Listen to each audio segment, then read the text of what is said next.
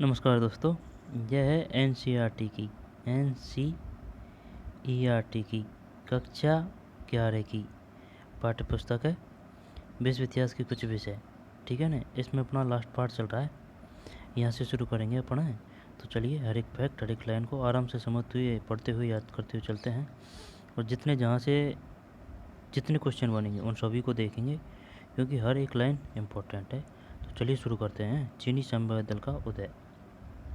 और यह वीडियो सभी एग्जामों के लिए समान दृष्टि से उपयोगी है, क्योंकि क्वेश्चन ऑथेंटिक ही बुकों से आते हैं। तो चलिए शुरू करते हैं। चीनी साम्राज्य दल का उदय। 1937 में जब जापानियों ने चीन पर हमला किया। जापानियों ने कब किया? 1937 में। किस पे? चीन पे हमला किया।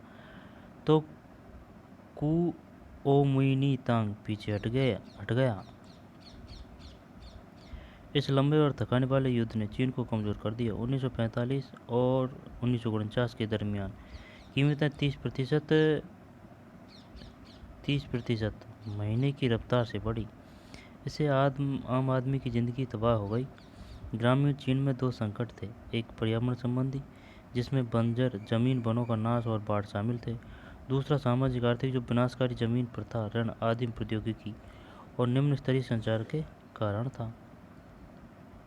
चीन की साम्यवादी पार्टी की स्थापना 1921 में रूसी क्रांति के कुछ समय बाद हुई। रूसी सफलता ने पूरी दुनिया पर जबरदस्त प्रभाव डाला। चीन की साम्यवादी पार्टी की स्थापना कब हुई थी? 1921 में। रूसी क्रांति के कुछ समय बाद हुई थी। रूसी क्रांति के कुछ समय बाद हुई थी भाई। किस पार्टी की स्थापना हुई थी चीन में? साम्यवादी पार्टी। कम्युनिस्ट पार्टी या फिर साम्यवादी? कम्युनिस्ट पार्टी भी थी शायद चीन में, है ना, लेकिन इसकी हुई थी 1921 में, रूसी क्रांति के बाद। रूसी सफलता ने पूरी दुनिया पर जबरदस्त प्रभाव डाला। लेनिन और ट्रोट्स्की जैसे नेताओं ने मार्च 1918 में कॉमिंटर्न या तृतीय अंतर्राष्ट्रीय थर्ड इंटरनेशनल का गठन किया, जिससे विश्व स्तरीय सरकार बनाई गई जो शोषण को खत्म कर सके। कॉमिंटर्न और सोवियत संघ ने दुनिया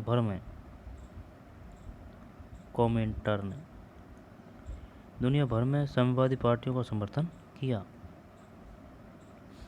उनकी परंपरागत मार्क्सवादी समझ थी कि क्रांति शहरी इलाकों में मजदूर वर्गों के जरिए आएगी। उनकी परंपरागत मार्क्सवादी समझ थी कि क्रांति शहरी इलाकों में मजदूर वर्गों के जरिए आएगी। शुरू में विभिन्न देशों के लोग इससे बहुत आकर्षित हुए, लेकिन जल्द ही यह सोवियत यूनियन के स्वार्थों का हथियार बन गया और 1943 में इसे खत्म कर दिया गया। ठीक है ना।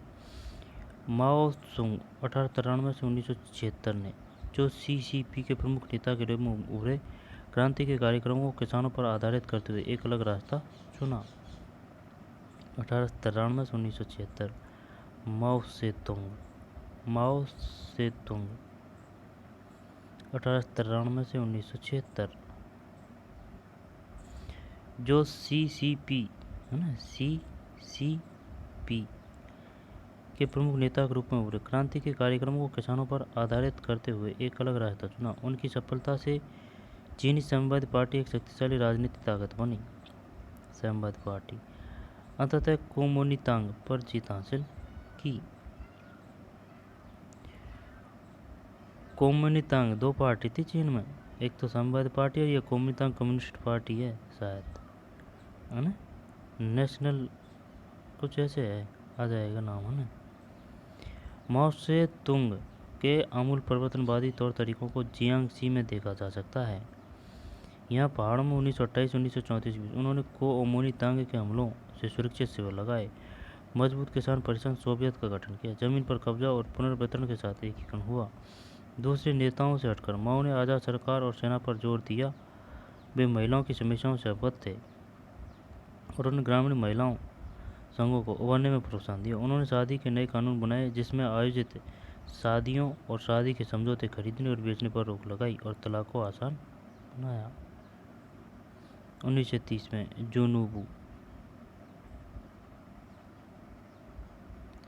1930 में जुनूबू में किए गए एक सर्वेक्षण में माओ से तुंग ने नमक और सोयाबीन जैसी रोजमर्रा की वस्तुओं, स्थानीय संगठनों की तुलनात्मक मजबूतियों, छोटे व्यापारियों और दस्तकारों, लोहारों, वेश्याओं, धार्मिक संगठनों की मजबूतियों, इन सब का परीक्षण किया ताकि शोषण के अलग अलग स्तरों को समझा जा सके। उन्होंने ऐसे आंकड़े इकट्ठे किए कि कितने किसानों ने अपने बच्चों को बेचा है और इसके लिए उन्हें कितने पैसे मिले हैं। लड़के 100 से 200 युआन पर बिकते थे, लेकिन लड़कियों की बिक्री के कोई उदाहरण नहीं मिले, क्योंकि ज़रूरत मजदूरों की थी, लैंगिक शोषण की नहीं। ये बढ़िया है भाई। पुरुषों को बेचा गया था, लड़कियों को नहीं। ठीक है ना, मजदूरों के लिए, मजदूरी के लिए। इस अध्ययन के आधार पर उन्होंने सामाजिक समस्याओं को सुलझाने के तरीके पेश किए। कम्युनिस्टों को सोवियत की कुओमिंतांग द्वारा नाकेबंदी ने पार्टी को दूसरा आधार ढूंढने पर मजबूर किया। कम्युनिस्टों कुओमिंतांग द्वारा, इसके चलते उन्हें लॉन्ग मार्च 1934 से 35 पर जाना पड़ा, जो कि शांसी तक 6000 मील का मुश्किल सफर था। नए अड्डे येनान में उन्होंने युद्ध सामंतवाद को खत्म करने, भूमि सुधार लागू करने और विदेशी साम्राज्यवाद से लड़ने के कार्यक्रम को आगे बढ़ाया। इससे उन्हें मजबूत सामाजिक आधार मिला। युद्ध के मुश्किल सालों में साम्यवादियों और कोमुनितांग ने मिलकर काम किया, लेकिन युद्ध खत्म होने के बाद साम्यवादी सत्ता में आ गए। युद्ध के मुश्किल सालों में साम्यवादियों और कोमुनितांग ने मिलकर काम किया, लेकिन युद्ध खत्म होने के बाद साम्यवादी सत्ता में आ गए और कोमुनितांग की हार हो गई।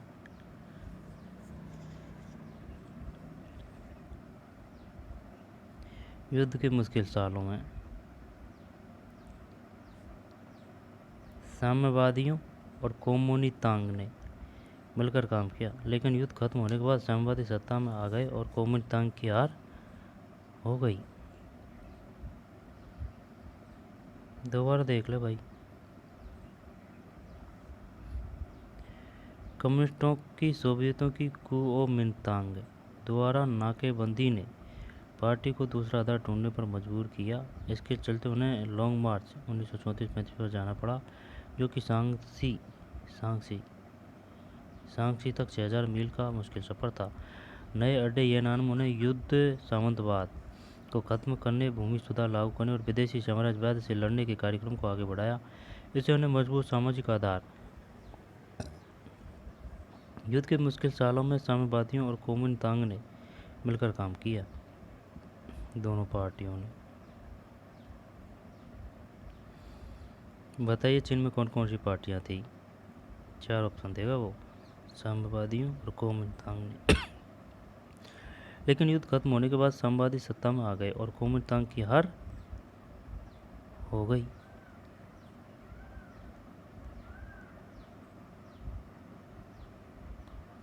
ये कब का फोटो है? कैमरा क्षेत्र 1941 में लॉन्ग मार्च पर सैनिकों द्वारा बंजर भूमि को कृषि योग्य बनाते हुए लॉन्ग मार्च।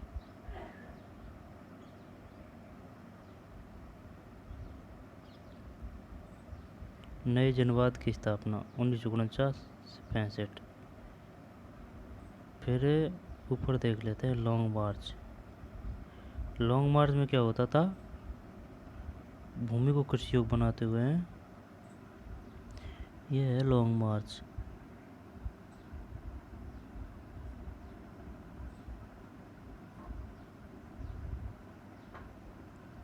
साम्यवादी क्षेत्र लॉन्ग मार्च का मुख्य मार्ग और अन्य मार्ग, ये मुख्य मार्ग है भाई।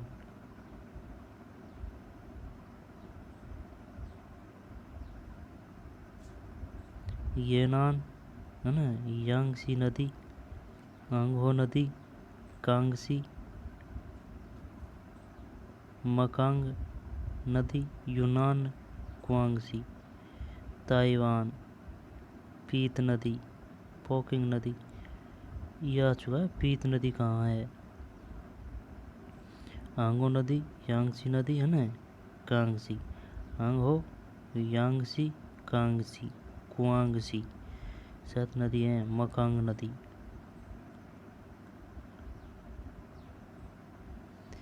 ठीक भाई हैं। बर्मा,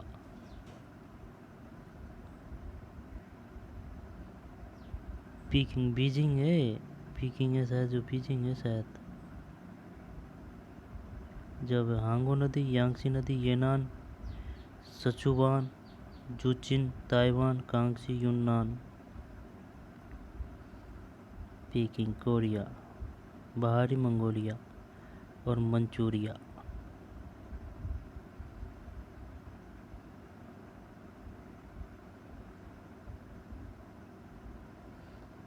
ठीक है, आगे चलते हैं। नए जनवाद की स्थापना 1965, 49 से 65। पीपुल्स रिपब्लिक ऑफ चाइना की सरकार 1949 में कायम हुई। पीपुल्स रिपब्लिक ऑफ चाइना की सरकार 1949 में कायम हुई। यह नए लोकतंत्र के सिद्धांतों पर आधारित थी। सर्वहारा की तानाशाही, जिसे कायम करने का दावा, सर्वहारा की तानाशाही, यह शब्द कार्ल मार्क्स द्वारा प्रयोग किया गया था, जिसमें यह बल दिया गया था कि अमीर वर्ग की दमनकारी सरकार को श्रमिक वर्ग की क्रांतिकारी सरकार प्रतिस्थापित कर देगी और यह मौजूद अर्थ में अधिनायक तंत्र नहीं होगा।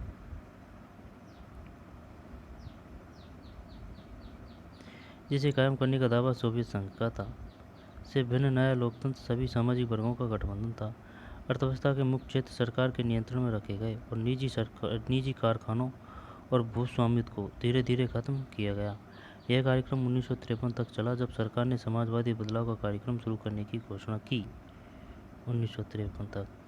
1958 में लंबी छलांग वाले आंदोलन की नीति के जरिए देश का तेजी से औद्योगिकरण करने की कोशिश की गई।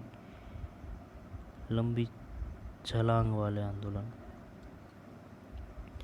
लोगों को अपने घर के पिछवाड़े में इस्पात की भट्टियां लगाने के लिए प्रोत्साहित किया गया। ग्रामीण इलाकों में पीपुल्स कम्यून्स, जहां लोग इकट्ठे जमीन के मालिक थे और मिलजुल कर फसल उगाते थे, शुरू किए गए। 1958 तक 26,000 ऐसे समुदाय थे जो कि कृषक आबादी का 98% था। नए जनवाद की स्थापना 49 से 65।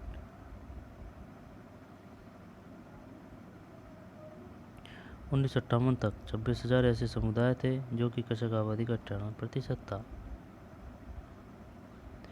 माओ पार्टी द्वारा निर्धारित लक्ष्यों को पाने के लिए जन समुदाय को प्रेरित करने में सफल रहे। उनकी चिंता समाजवादी व्यक्ति बनाने की थी, जिसकी 5 चीज़ें प्रिय होगी: पितृभूमि, जनता, काम, विज्ञान और जन संपत्ति। बताइए समाजवादी व्यक्ति की कौन सी 5 चीज़ें प्रिय होंगी? पितृभूमि, जनता, काम, विज्ञान और जन संपत्ति। किसानों, महिलाओं, छात्राओं, अन्य गुटों के लिए जन संस्थाएं बनाई गई। उदाहरण के लिए all China democratic women's federation के 760 लाख सदस्य थे। All China democratic women's federation 760 lakh सदस्य थे। ऑल चाइना स्टूडेंट फेडरेशन के 32,90,000 सदस्य थे। सबसे ज़्यादा तो इसके थे all China democratic women's federation और ऑल चाइना स्टूडेंट फेडरेशन के 32,90,000। लेकिन ये लक्ष्य और तरीके पार्टी में सभी लोगों को पसंद नहीं थे। 1953-54 कुछ लोग औद्योगिक संगठनों और आर्थिक विकास की तरफ ज़्यादा ध्यान देने के लिए कह रहे थे।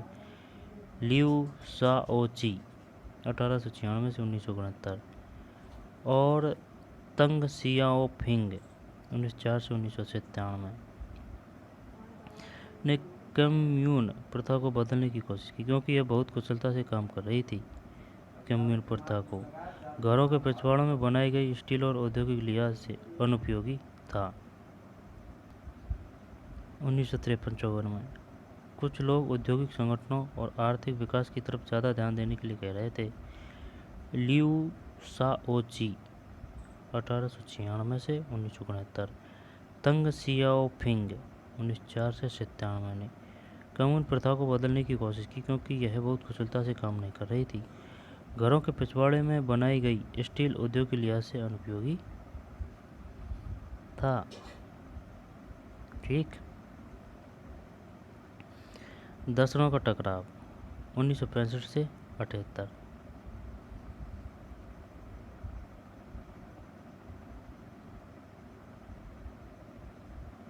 आगे चलते हैं। दर्शनों का टकराव।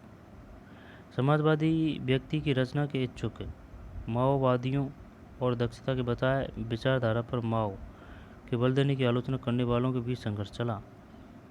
समाजवादी व्यक्ति की रचना के इच्छुक माओवादियों और दक्षता के बजाय विचारधारा पर माओ के बल देने की आलोचना करने वालों के बीच संघर्ष चला। माओ द्वारा 1965 में छेड़ी गई महान सर्वहारा सांस्कृतिक क्रांति इसी संघर्ष का नतीजा थी। माओ द्वारा कौन सी क्रांति छेड़ी गई थी? सर्वहारा क्रांति।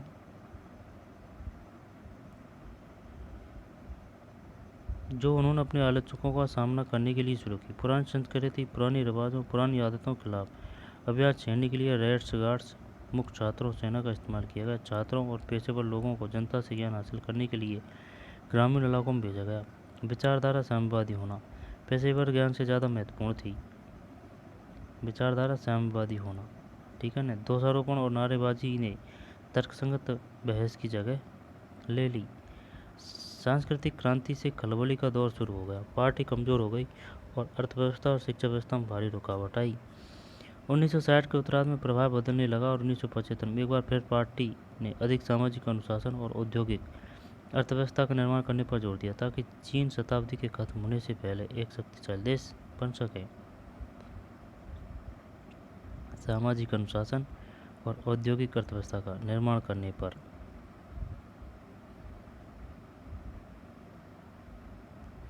1978 से शुरू होने वाले सुधार। 1978 से शुरू होने वाले सुधार। सांस्कृतिक क्रांति के बाद राजनीतिक दाव पेचों की प्रक्रिया शुरू हुई। तंग सियाओपिंग ने पार्टी पर नियंत्रण मजबूत बनाए रखा और साथ ही देश में समाजवादी बाजार अर्थव्यवस्था की शुरुआत की। 1978 में पार्टी ने आधुनिकीकरण के अपने 4 सूत्रीय लक्ष्य की घोषणा की।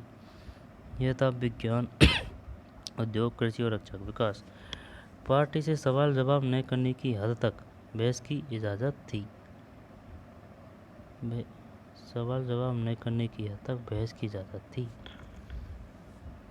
इस नए और आज़ाद वातावरण में, जैसे कि 60 साल पहले 4 मई के आंदोलन के समय था, नए विचारों का रोमांचकारी भंडार फूट पड़ा। 5 दिसंबर 1978 को दीवार पर लगे एक पोस्टर ने 5वीं आधुनिकता का दावा किया कि लोकतंत्र के बिना अन्य आधुनिकताएं कुछ भी नहीं बन पाएगी। उसने गरीबी न हटाने और लैंगिक शोषण खत्म न कर पाने के लिए CCP की आलोचना की। इसके लिए उसने पार्टी के अंदर से ही ऐसे दुर्व्यवहारों के उदाहरण पेश किए। इन मांगों को दबाया गया, लेकिन 1989 में 4 मई के आंदोलन की 70वीं सालगिरह पर बहुत से बुद्धिजीवियों ने ज़्यादा खुलेपन और कड़े सिद्धांतों साओजी कड़े सिद्धांतों यानी कि साओजी को खत्म करने की मांग की। बीजिंग के तियानमेन चौक पर छात्रों के प्रदर्शन को क्रूरतापूर्वक दबाया गया। बीजिंग के तियानमेन चौक पर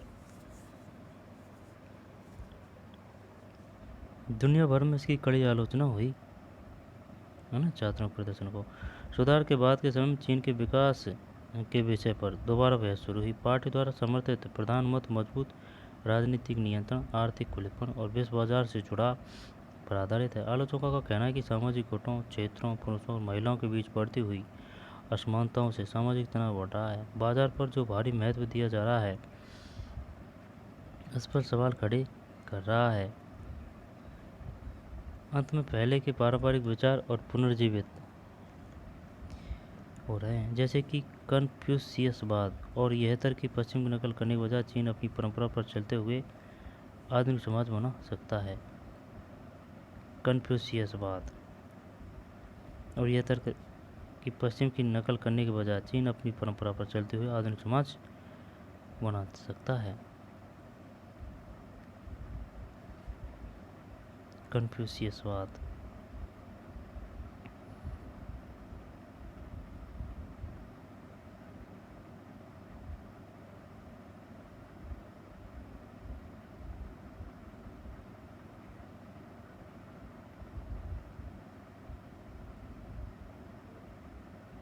दोनों बहन भाई हैं, ये टीवी ले जा रहे हैं खरीद के।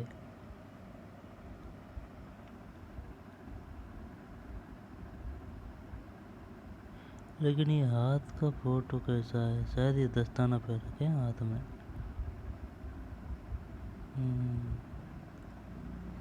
1978 के सुधारों के बाद चीनी लोग स्वतंत्र रूप से उपभोक्ता सामग्री खरीदने में समर्थ होने लगे। ताइवान का किस्सा कुछ झूठा थोड़ी है।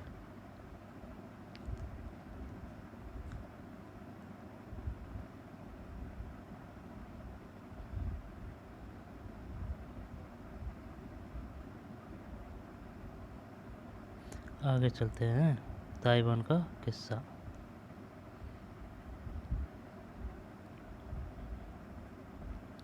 चीनी साम्यवादी दल द्वारा पराजित होने के बाद चियांग काई शेक 30 करोड़ से अधिक अमेरिकी डॉलर और बेशकीमती कलाकृतियां लेकर 1949 में ताइवान भाग निकले। चीनी साम्यवादी दल द्वारा पराजित होने के बाद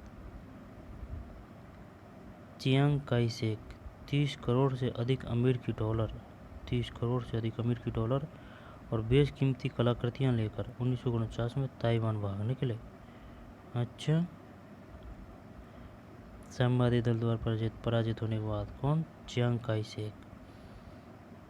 वहाँ उन्होंने चीनी गणतंत्र की स्थापना की। 1894-95 जापान के साथ हुई लड़ाई में यह जगह चीन को जापान के हाथ में सौंपनी पड़ी थी। 1894-95 जापान के साथ वहाँ उन्होंने चीनी गणतंत्र की स्थापना की है ना। 94-95 जापान के साथ हुई लड़ाई में यह जगह चीन को जापान के हाथ में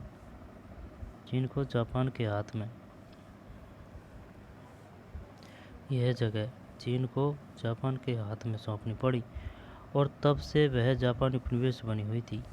कायरो घोषणा पत्र 1943 और पोट्सडाम उद्घोषणा 1949 के द्वारा चीन को संप्रभुता वापस मिली। कायरो घोषणा पत्र संबंधित है।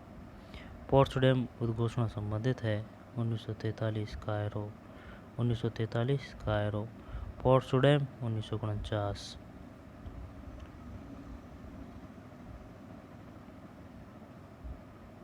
चीन की को संप्रभुता वापस मिली। फरवरी 1947 में हुए जबरदस्त प्रदर्शनों के बाद कोओमितांग ने नेताओं की एक पूरी पीढ़ी की निर्ममतापूर्वक हत्या करवा दी। फरवरी 1947 में हुए जबरदस्त प्रदर्शनों के बाद कोओमितांग ने नेताओं की एक पूरी पीढ़ी की निर्ममतापूर्वक हत्या करवा दी।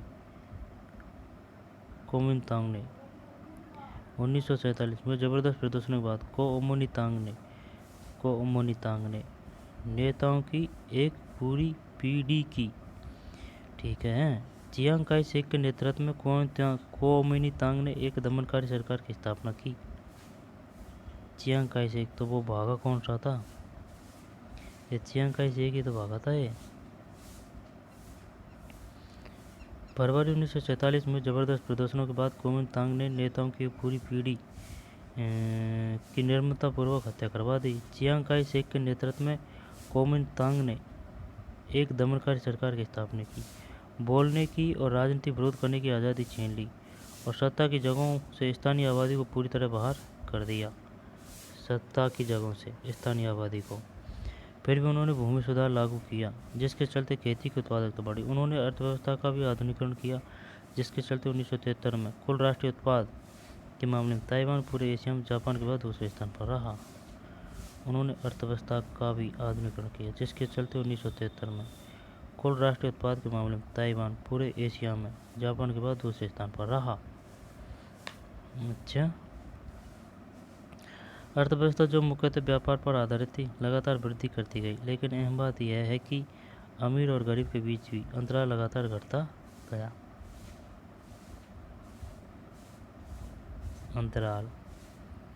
ताइवान एक लोकतंत्र में रूपांतरण और भी नाटकीय रहा। यह 1975 में चियांग की मौत के बाद धीरे धीरे शुरू हुआ। 1887 में जब फौजी कानून हटा लिया गया तथा विरोधी दलों को कानूनी इजाज़त मिल गई, तब इस प्रक्रिया ने गति पकड़ी। पहले स्वतंत्र मतदान ने स्थानीय ताइवान की सत्ता में लाने की प्रक्रिया शुरू कर दी। राजनीतिक स्तर पर अधिकांश देशों के व्यापार मिशन केवल ताइवान में ही है। उनके द्वारा ताइवान में पूर्ण राजनीतिक संबंध और दूतावास रखना संभव नहीं है। क्योंकि ताइवान को चीन का ही एक हिस्सा माना जाता है। मुख्य भूमि के साथ पुनः एकीकरण का प्रश्न अभी भी विवादास्पद मुद्दा होकर रहा, यद्यपि खाड़ी पार के संबंध चीन और ताइवान के मध्य सुधर रहे हैं। ताइवानी व्यापार और निवेश मुख्य भूमि में बड़े पैमाने पर हो रहा है और आगमन कहीं अधिक सहज हो गया है। संभवतः चीन ताइवान को एक अर्ध स्वायत्त क्षेत्र के रूप में स्वीकार करने के लिए कर लेने में सहमत हो जाएगा, अगर ताइवान पूर्ण स्वतंत्रता के लिए कोई कदम उठाने से परहेज करता है। अर्ध स्वायत्त क्षेत्र के रूप में स्वीकार कर लेने में सहमत हो जाएगा, अगर ताइवान पूर्ण स्वतंत्रता के लिए कोई कदम उठाने से परहेज करता है। ताइवान कोरिया की कहानी। आधुनिकीकरण की शुरुआत 19वीं सदी के अंत में कोरिया के जोसोन वंश 1392 से 1910 लंबा चौड़ा शासन किया है भाई। कोरिया के जोसोन वंश 1392 से 1910 1392 से 1910 19वीं सदी के अंत में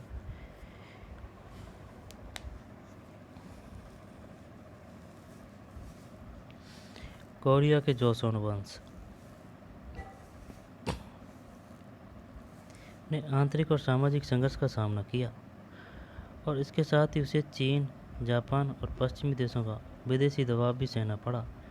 इन सब के बीच कोरिया ने अपनी सरकारी संरचनाओं, राजनीतिक संबंधों, बुनियादी ढांचे एवं समाज के आधुनिकीकरण के लिए सुधार नीतियां लागू की।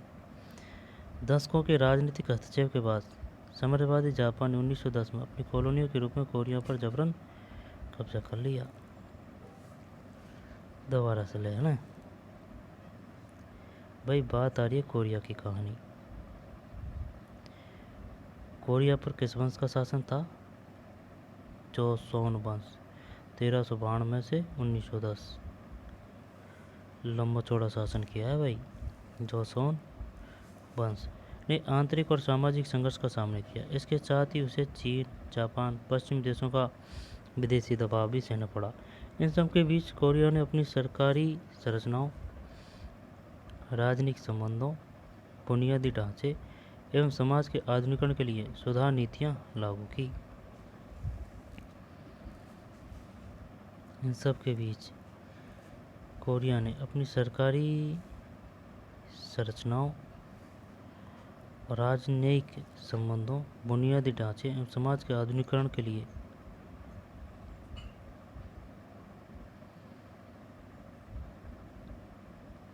सरकारी संरचनाओं, राजनीतिक संबंधों, बुनियादी ढांचे एवं समाज के आधुनिकीकरण के लिए सुधार नीति लागू की।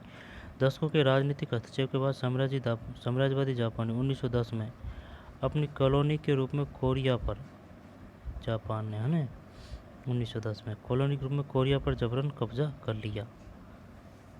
किसने? जापान ने। कब? 1910 में, जिससे 500 वर्षों से अधिक समय से चले आ रहे जोसोन राजवंश का अंत हो गया 1910 में। किंतु कोरियाई लोग जापानी द्वारा किए जा रहे कोरियाई संस्कृति एवं नैतिक मूल्यों के दमन से काफी नाराज थे। आज़ादी के इच्छुक कोरियाई लोगों ने अपने औपनिवेशिक शासन के खिलाफ प्रदर्शन किया। उन्होंने एक अस्थायी सरकार की स्थापना की और केरो, याल्टा, पोट्सडैम सम्मेलन जैसे अंतर्राष्ट्रीय बैठकों में विदेशी नेताओं से अपील करने के लिए प्रतिनिधिमंडल भेजे। स्थापना की और केरो, याल्टा और पोट्सडैम सम्मेलन, केरो, याल्टा और पोट्सडैम सम्मेलन जैसी अंतर्राष्ट्रीय बैठकों में विदेशी नेताओं से अपील करने के लिए प्रतिनिधिमंडल भेजे। जापानी औपनिवेशिक शासन 35 साल के बाद अगस्त 1945 में द्वितीय विश्व युद्ध में जापान के हार के साथ समाप्त हुआ। कौन कौन से सम्मेलन हुए थे? एक अस्थायी सरकार की स्थापना की और केरो, याल्टा, पोट्सडैम सम्मेलन जैसी अंतर्राष्ट्रीय बैठकों में विदेशी नेताओं से अपील करने के लिए प्रतिनिधिमंडल भेजे। जापानी औपनिवेशिक शासन 35 साल के बाद अगस्त 1945 में द्वितीय विश्व युद्ध में जापान के हार के साथ समाप्त हो गया भाई। हालांकि यह कोरिया के भीतर और बाहरी स्वतंत्रता के कार्यकर्ताओं का लगातार प्रयास था, जो जापान की हार के बाद कोरिया की स्वतंत्रता सुनिश्चित कर पाया। कोरिया ही तगड़ा है यार, हैं? इस पर सिर्फ एक का ही शासन था, सिर्फ जापान ने शासन किया 35 साल। मुक्ति के बाद कोरिया उपमहाद्वीप को अस्थायी रूप से 38वीं समानांतर रेखा से 2 हिस्सों में विभाजित कर दिया गया। 38वीं ये आ चुका है। 38वीं समानांतर रेखा केंद्रीय देशों को विभाजित करती है कोरिया उपमहाद्वीप को, जिसमें उत्तरी क्षेत्र में सोवियत संघ और दक्षिण क्षेत्र में यूएनए द्वारा संचालित किया गया, किंतु दोनों ही क्षेत्र जापानी सेना को भंग करने के लिए परिश्रम करते रहे। हालांकि 1948 में उत्तर और दक्षिण में अलग अलग सरकार स्थापित होने के साथ वह विभाजन स्थायी रूप से स्थापित हो गया। यूएन द्वारा संचालन किया, किंतु दोनों ही क्षेत्र जापानी सेना को भंग करने के लिए परिश्रम करते रहे, किंतु दोनों ही क्षेत्र, ठीक है ना।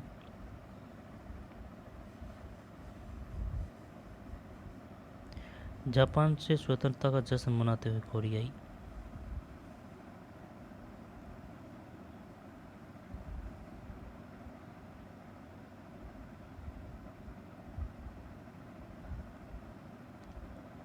पुराना फोटो है भाई। युद्धोत्तर राष्ट्र। जून 1950 में कोरिया युद्ध शुरू हुआ। जून 1950 में स्वतंत्र कब हुआ था ये? सरकार बन गई 1948 में। जे वजह तो भाई बढ़िया हो जो जापान को शासन 1945 था नु कोई युद्ध शुद्ध को हो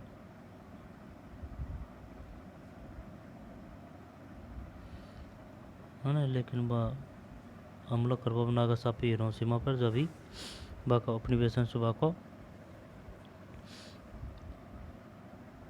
संबंध कमजोर हो। ठीक, युद्धोत्तर राष्ट्र। जून 1950 में कोरिया युद्ध शुरू हुआ।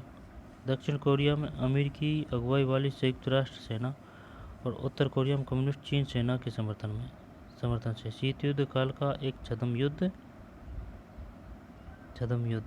शुरू हुआ। जुलाई 1953 में 3 साल बाद यह युद्ध विराम समझौते से समाप्त हुआ। जुलाई 1953 में 3 साल बाद यह युद्ध विराम समझौते से समाप्त हुआ।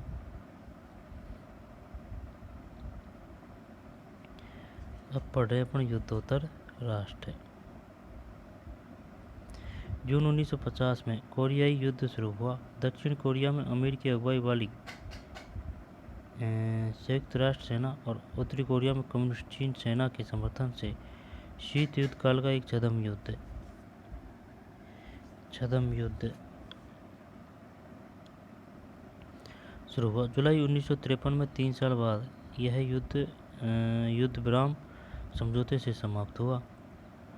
कोरिया हमेशा के लिए विभाजित हो गया था। कोरिया युद्ध से न केवल बड़े पैमाने पर जीवन और संपत्ति का नुकसान हुआ, बल्कि मुक्त बाजार आर्थिक विकास और लोकतंत्रीकरण भी धीमी गति से हुआ। युद्ध के दौरान जारी की गई मुद्रा पर राष्ट्रीय खर्च के कारण मुद्रास्फीति से कीमतें अचानक बढ़ गई। इसके अलावा औपनिवेशिक काल के दौरान निर्मित औद्योगिक सुविधाओं को पूरी तरह से नष्ट कर दिया गया। नतीजतन दक्षिण कोरिया और अमेरिका की आर्थिक सहायता लेने के लिए मजबूर होना पड़ा।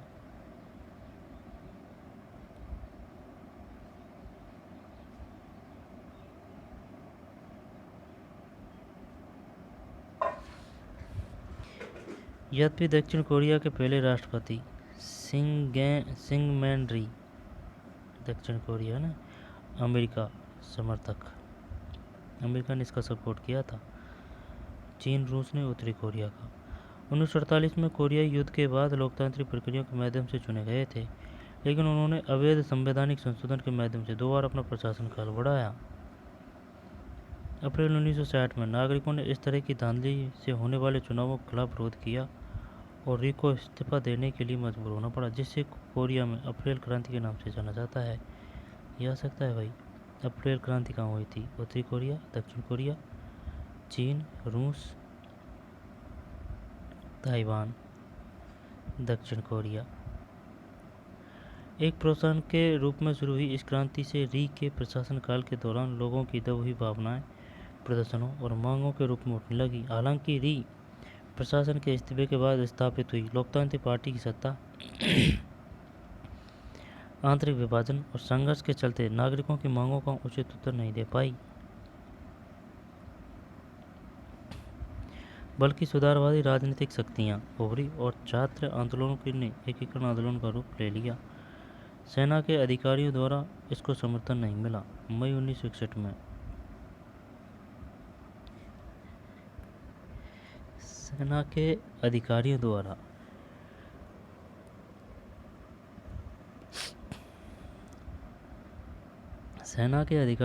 इसको समर्थन नहीं मिला। मई 1961 में जनरल पार्क चुंग ही और अन्य सैन्य अधिकारियों के सैन्य तख्ता पलट द्वारा लोकतांत्रिक पार्टी की सरकार को काट फेंका गया। यहाँ की बात है दक्षिण कोरिया की।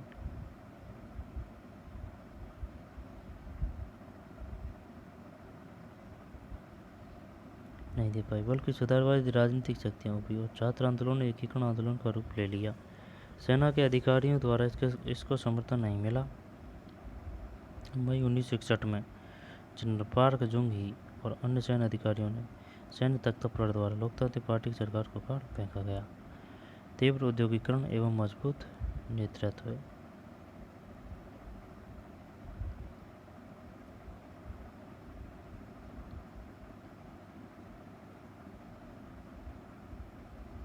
दक्षिण कोरिया की बात आ रही है भाई। ये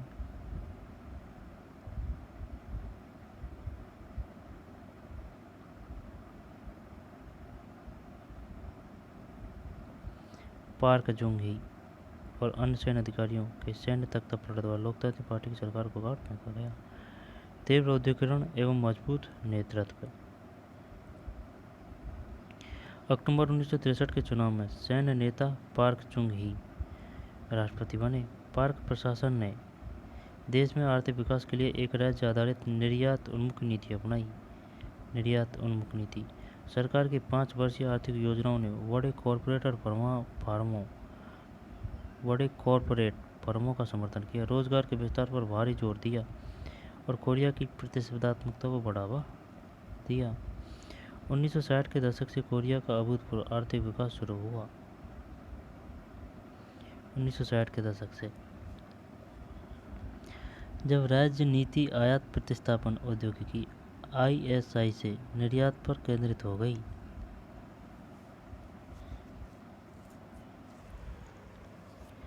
जब राजनीति आयात प्रतिस्थापन औद्योगिक ISI से निर्यात पर केंद्रित हो गई। निर्यात उन्मुख नीति के तहत सरकार ने श्रम घनिष्ठ हल्के औद्योगिक उत्पादों जैसे वस्त्रों पर अपना ध्यान केंद्रित किया, जिसमें कोरिया का तुलनात्मक लाभ था। 1960 और 1970 के दशक के दौरान पुणे लघु उद्योगों से उच्च मूल्यवर्धित भारी और रासायनिक उद्योगों पर ध्यान केंद्रित किया गया। समझ में भारी बात यार, 2 बार देख। तीव्र औद्योगिकरण एवं मजबूत नेतृत्व। अक्टूबर 1963 के चुनाव में सैन्य नेता पार्क चुंग ही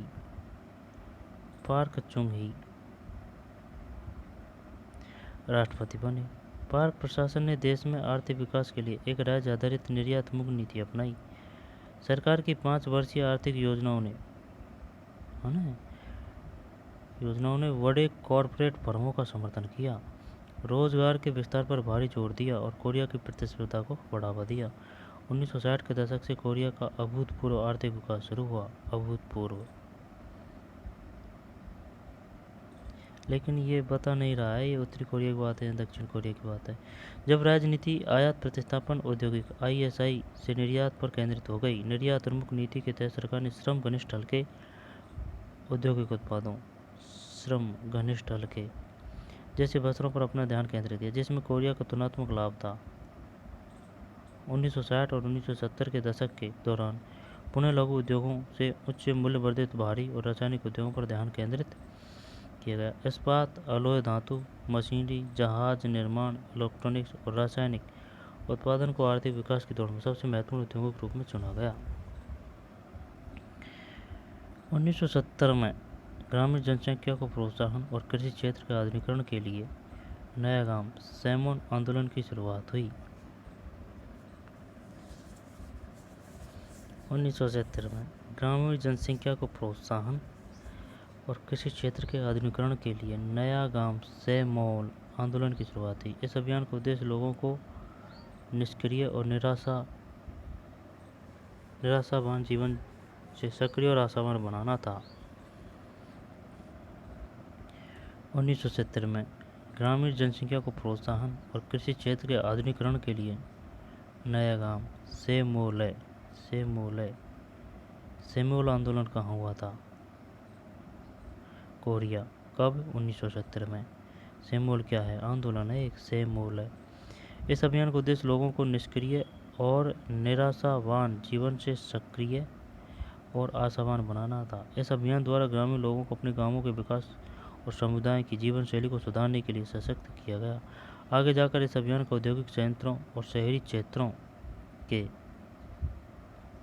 के आसपास के इलाकों के विकास के लिए विस्तार किया गया। आज कोरिया अन्य विकासशील देशों के साथ जो अपने विकास प्रयासों से सैमोल आंदोलन के सिद्धांतों को अपनाना चाहते हैं, इस आंदोलन से प्राप्त ज्ञान और अनुभव बांट रहा है। आज कोरिया अन्य विकासशील देशों के साथ जो अपने विकास प्रयासों में सैमोल आंदोलन के सिद्धांतों को अपनाना चाहते हैं, ठीक है ना, सैमोल आंदोलन के सिद्धांतों को, इस आंदोलन से प्राप्त ज्ञान और अनुभव बांट रहा है। मजबूत नेताओं, प्रशिक्षित अफसरों, आक्रामक उद्योगपतियों और सक्षम श्रम बल के संयोजन से कोरिया आज सारे विश्व को अपनी आर्थिक वृद्धि से चौंका रहा है। महत्वाकांक्षी उद्यमी सरकारी प्रोत्साहनों से निर्यात को बढ़ाने और नए उद्योगों के विकास में सक्षम रहे। उच्च स्तरीय शिक्षा से ही ने भी कोरिया के आर्थिक विकास में योगदान दिया। कोरिया के औद्योगिकरण की शुरुआत से ही लगभग सभी कोरियाई श्रमिक दल पहले से ही साक्षर थे और प्रगति के नए कौशल प्राप्त करने के लिए तैयार थे। इसके साथ साथ कोरिया ने अपनी खुली आर्थिक नीति द्वारा अन्य देशों के अधिक उन्नत संस्थानों और तकनीकों को अपने देश में लाना शुरू कर दिया। विदेशी निवेश और कोरिया की उच्च घरेलू बचत दर ने औद्योगिक क्षेत्रों को विकसित करने में मदद की, जबकि विदेशों में दक्षिण कोरियाई श्रमिकों के प्रेषण ने भी समग्र आर्थिक विकास में योगदान दिया। दक्षिण कोरिया की बात कर रहा है, उत्तर कोरिया भी विकसित है भाई। जबकि विदेशों में दक्षिण कोरियाई श्रमिकों ने प्रेषण से समग्र आर्थिक विकास में योगदान दिया। पार्क प्रशासन की दीर्घकालीन शक्ति का आधार कोरिया का आर्थिक विकास था। पार्क के द्वारा किए गए संविधान संशोधन से यह तीसरे कार्यकाल के लिए चुनाव में खड़े हुए और 1971 में उन्हें पुनः चुना गया। अक्टूबर 1972 में पार्क ने यूसिन संविधान घोषित करके क्रियान्वित किए, जिसने स्थायी अध्यक्षता को संभव बनाया। यूसिन संविधान के तहत राष्ट्रपति कानून के क्षेत्राधिकार और प्रशासन पर पूर्ण अधिकार था और किसी भी कानून को आपातकालीन नियम के रूप में निरस्त करने का भी एक संवैधानिक अधिकार था। राष्ट्रपति को पूर्ण, दोबारा से देखते हैं, मजबूत नेताओं, प्रशिक्षित अफसरों, आक्रामक उद्योगपतियों और सक्षम श्रम बल के संयोजन से कोरिया आज सारे विश्व को अपनी आर्थिक वृद्धि से चौंका रहा है। महत्वाकांक्षी उद्यमी सरकारी प्रोत्साहनों से निर्यात को बढ़ाने और नए उद्योगों के विकास में सक्षम रहे। उच्च स्तर की शिक्षा ने भी कोरिया के आर्थिक विकास में योगदान दिया। कोरिया के औद्योगिकरण की शुरुआत से ही लगभग सभी कोरियाई श्रमिक दल पहले से ही साक्षर थे और प्रगति के नए कौशल प्राप्त करने के लिए तैयार थे। इसके साथ साथ कोरिया ने अपनी खुली आर्थिक नीति द्वारा अन्य देशों के अधिक उन्नत संस्थानों और तकनीकों को अपने देश में लाना शुरू कर दिया।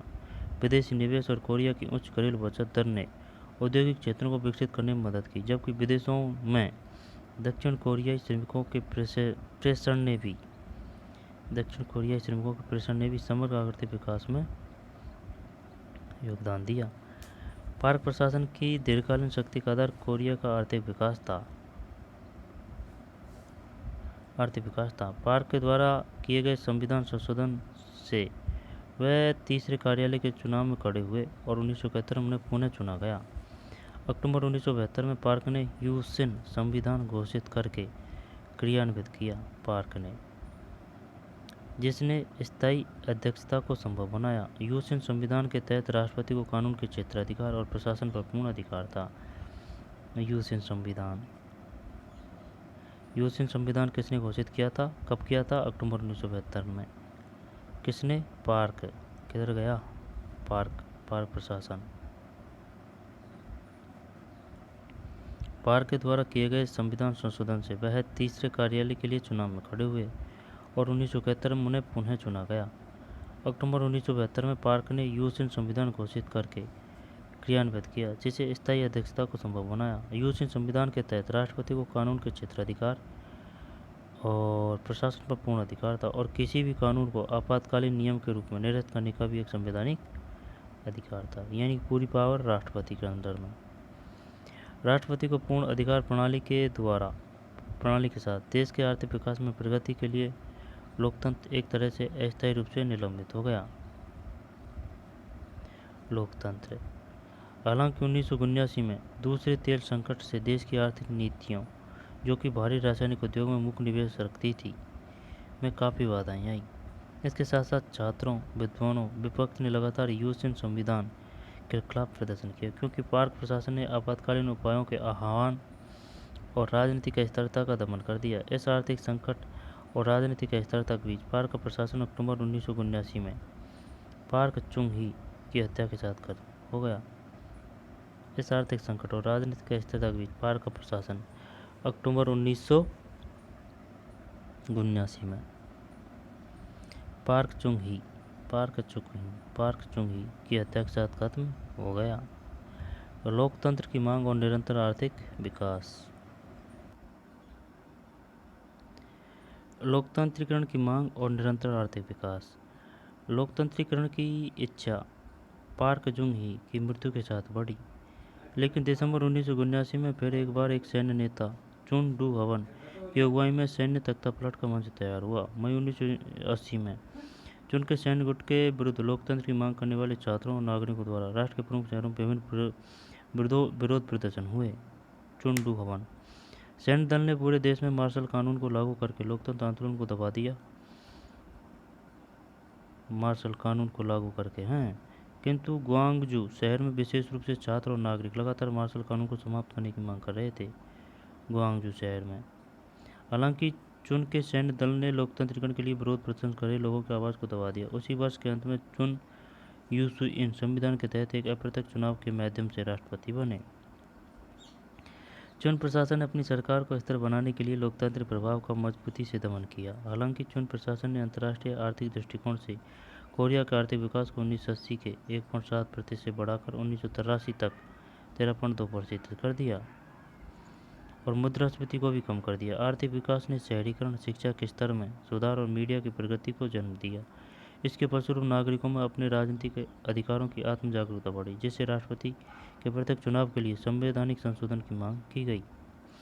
मई 1987 में एक विश्वविद्यालय के छात्र की अत्याचारों से हुई मौत की घटना के बाद नागरिकों ने लोकतंत्र के लिए बड़े पैमाने पर प्रदर्शन किए, जिसको चुन प्रशासन ने दबाने की कोशिश की। इसके बाद चुन सरकार के खिलाफ लोकतांत्रिक आंदोलनों में न केवल छात्रों बल्कि मध्यम वर्ग के नागरिकों ने भी भाग लिया। इन प्रयासों के चलते चुन प्रशासन को संविधान में संशोधन करने के लिए मजबूर होना पड़ा और नागरिकों को सीधे चुनाव का अधिकार मिला।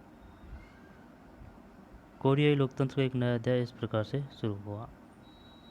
चुन प्रशासन को संविधान में संशोधन करने के लिए मजबूर होना पड़ा और नागरिकों को सीधे चुनाव का अधिकार मिला।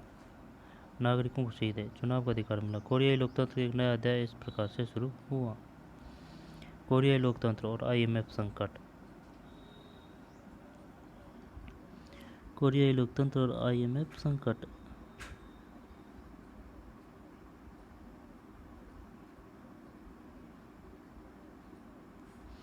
जून 1987 के लोकतंत्र आंदोलन के दौरान प्रदर्शनकारी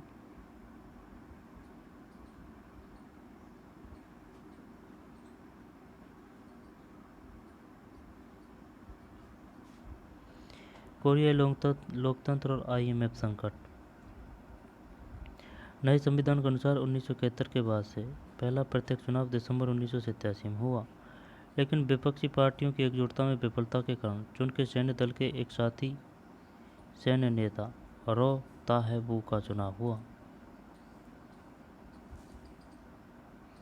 नए संविधान के अनुसार 1971 के बाद से पहला प्रत्यक्ष चुनाव दिसंबर 1987 में हुआ, लेकिन विपक्षी पार्टियों की एकजुटता में विफलता के कारण चुन के सैन्य दल के एक साथी सैन्य नेता रोह तायबू का चुनाव हुआ। हालांकि कोरिया में लोकतंत्र जारी रहा। 1990 में लंबे समय से विपक्षी नेता रहे किम यंग सैम ने एक बड़ी सत्तारूढ़ पार्टी बनाने के लिए रोही की पार्टी से समझौता किया। दिसंबर 1992 में दशकों से चल रहे सैन्य शासन के बाद एक नागरिक नेता किम को राष्ट्रपति पद के लिए चुना गया। नए चुनावों एवं संयुक्तवादी सैन्य शक्ति के विघटन के फलस्वरूप एक बार फिर लोकतंत्र की शुरुआत हुई। नए प्रशासन की निर्यात नीति के तहत सैमसंग, हुंडई और एलजी सहित कुछ कंपनी 1990 की शुरुआत तक वैश्विक प्रमुखता के स्तर तक पहुंच चुकी थी। सैमसंग, हुंडई और एलजी कहाँ की कंपनी है? कोरिया की, दक्षिण कोरिया की। 1990 की शुरुआत तक वैश्विक प्रमुखता के स्तर तक पहुंच चुकी थी। सरकारी समर्थन के साथ कोरियाई कंपनियों ने पूंजी प्रधान व्यवसाय और रासायनिक उद्योगों के साथ साथ इलेक्ट्रॉनिक उद्योगों में निवेश करना शुरू किया। पूंजी प्रधान व्यवसाय और रासायनिक उद्योगों के साथ साथ इलेक्ट्रॉनिक उद्योगों में भी निवेश करना शुरू किया। दूसरी ओर सरकार ने औद्योगिक और सामाजिक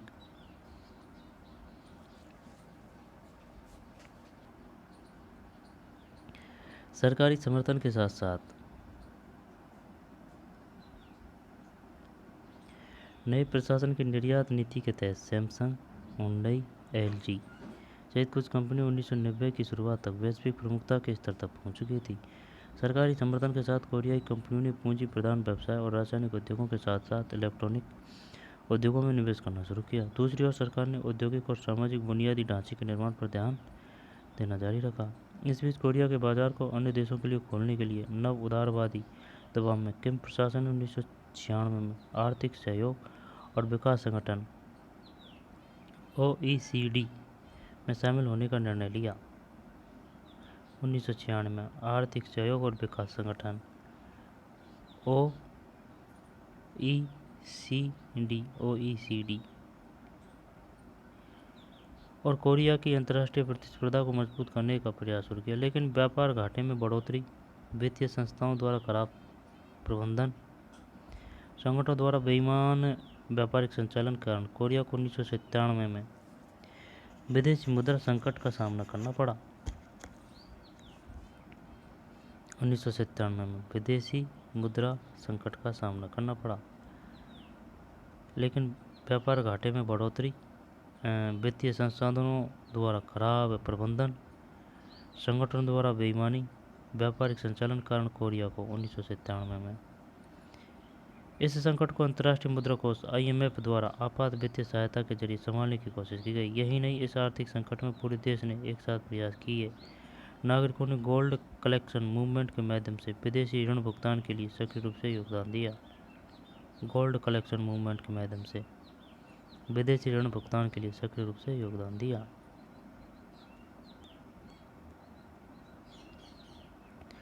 दिसंबर 1997 में एक लंबे समय के बाद कोरिया में पहली बार शांतिपूर्ण हस्तांतरण के द्वारा विपक्षी पार्टी के नेता किम डे जुंग सत्ता में आए। सत्ता में दूसरा शांतिपूर्ण हस्तांतरण 2008 में हुआ, जब रूढ़िवादी पार्टी के नेता ली माइंग बाक प्रगतिशील पार्टी रोहेम मुहन प्रशासन के बाद अध्यक्ष चुने गए। 2012 में रूढ़िवादी पार्टी के नेता पार्क खन हे पहली महिला राष्ट्रपति के रूप में चुनी गई। पार्टी के नेता पार्क कन हे पहली महिला रूढ़िवादी पार्टी के नेता पार्क कन हे पहली महिला राष्ट्रपति के रूप में चुनी गई। उनके पिता पार्क जुंग ही की राजनीतिक विरासत के कारण उन्हें अपने कार्यालय की शुरुआत में बहुत समर्थन प्राप्त हुआ। लेकिन अक्टूबर 2016 में जब यह बात उठी कि उनके स्थान पर उनके एक नज़दीकी मित्र गुप्त रूप से सरकारी मामलों का प्रबंधन करते थे, तब राष्ट्रव्यापी विरोध एवं प्रदर्शनों के फलस्वरूप मार्च 2017 में उन पर महाभियोग चला और उन्हें कार्यालय से हटा दिया गया और मई 2017 में तीसरी बार शांतिपूर्ण हस्तांतरण के द्वारा मून जे इन ने राष्ट्रपति पद संभाला।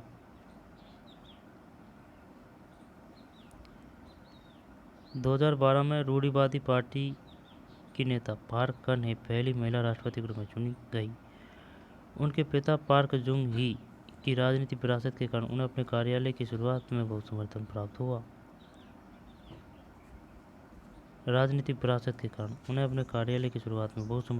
लेकिन अक्टूबर 2016 में जब यह बात उठी कि उनके स्थान पर उनके एक नज़दीकी मित्र गुप्त रूप से सरकारी मामलों का प्रबंधन करते थे, तब राष्ट्रव्यापी विरोध एवं प्रदर्शनों के फलस्वरूप मार्च 2017 में उन पर महाभियोग चला। उन्हें कार्यालय से हटा दिया गया और मई 2017 में तीसरी बार शांतिपूर्ण हस्तांतरण के बाद मून जे-इन ने राष्ट्रपति पद संभाला।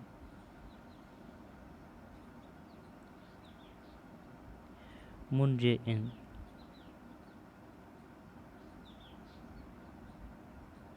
पार्क गन-हे पहली महिला राष्ट्रपति के रूप में चुनी गई। –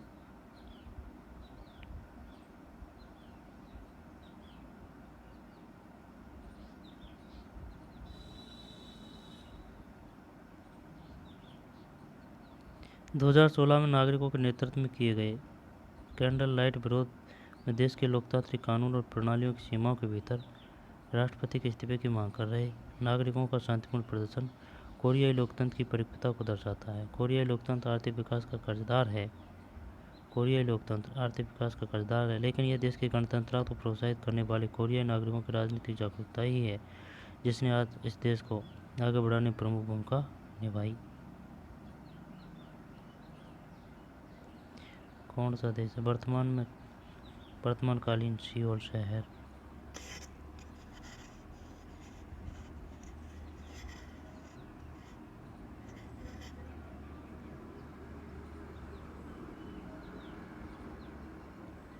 सियोल शहर। आधुनिकता के दो मार्ग। कुछ राह थोड़ी है, समझ में गुआई का छो यार। कौन हट रहा है, कौन बन रहा है, अब इनका समन का नाम याद हुए।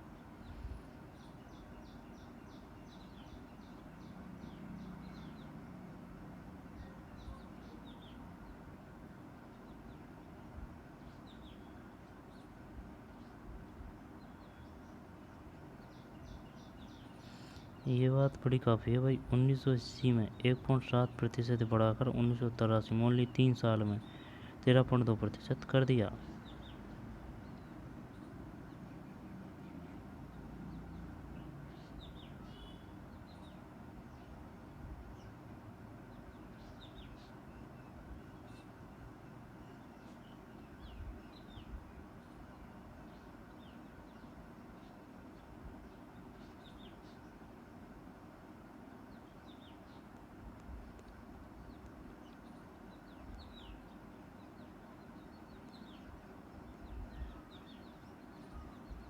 आधुनिकता के दो मार्ग।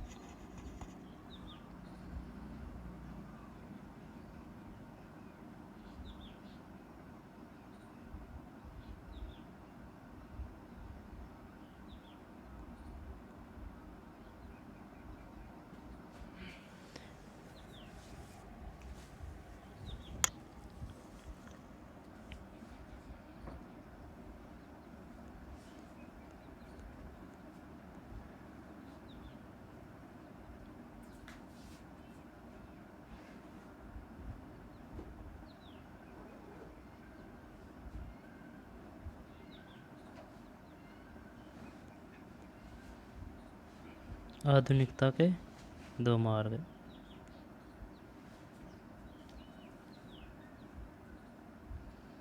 औद्योगिक समाजों ने एक दूसरे के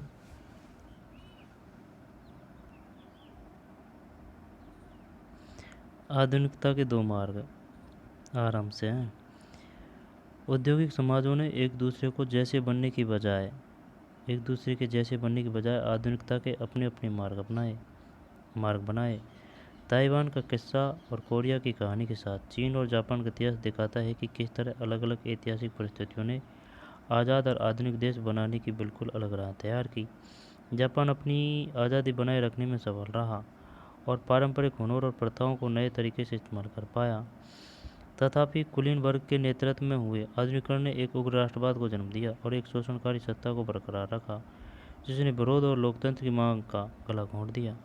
उसने एक औपनिवेशिक साम्राज्य की स्थापना की, जिससे उस क्षेत्र में बैर की भावना बनी रही।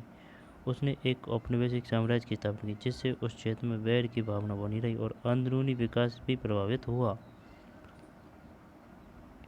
जापान का आधुनिकीकरण ऐसे वातावरण हुआ जहाँ पश्चिमी साम्राज्यवादी ताकतों का प्रभुत्व था। हालांकि जापान ने उनकी नकल की पर साथ ही अपने हल ढूंढने की कोशिश की। जापानी राष्ट्रवाद पर इन मजबूरियों का प्रभाव है। एक और जहाँ जापानी एशिया को पश्चिमी आधिपत्य से मुक्त रखने की उम्मीद करते थे, दूसरे लोगों के लिए यही विचार साम्राज्य का निर्माण करने के लिए महत्वपूर्ण कारक सिद्ध हुए। जापानी राष्ट्रवाद पर इन मजबूरियों का प्रभाव है। एक और जहाँ जापानी एशिया को पश्चिमी आधिपत्य से मुक्त रखने की उम्मीद करते थे, जापानी एशिया को पश्चिमी आधिपत्य से मुक्त रखने की उम्मीद करते थे, दूसरे लोगों के लिए यही विचारधारा साम्राज्य का विस्तार करने के लिए महत्वपूर्ण कारक सिद्ध हुए। यहाँ यह उल्लेख करना जरूरी है कि सामाजिक और राजनीतिक संस्थाओं के सुधार और रोजमर्रा की जिंदगी बदलने के लिए केवल परंपराओं को पुनर्जीवित करने या जबरदस्ती उन्हें पकड़े रखने या संभालने का सवाल नहीं था।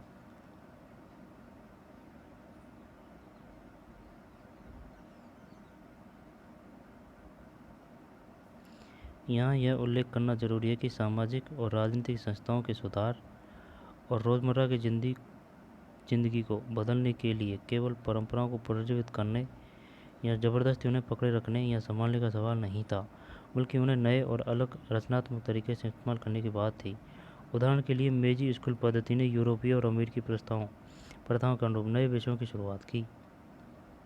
मेजी स्कूल पद्धति ने किंतु पाठचर्या का मुख्य उद्देश्य निष्ठावान नागरिक बनाना था। नैतिक शास्त्र का विषय पढ़ना अनिवार्य था जिसमें सम्राट के प्रति वफादारी पर जोर दिया जाता था। इसी तरह परिवार में और रोजमर्रा की जिंदगी में आए बदलाव विदेशी और देसी विचारों को मिला कर कुछ नया बनाने की कोशिश को दर्शाते हैं। चीन का आधुनिकीकरण का सफर बहुत अलग था। पश्चिमी और जापानी दोनों ही किस्म के विदेशी साम्राज्यवाद ने सारे नियंत्रण को कमजोर बनाया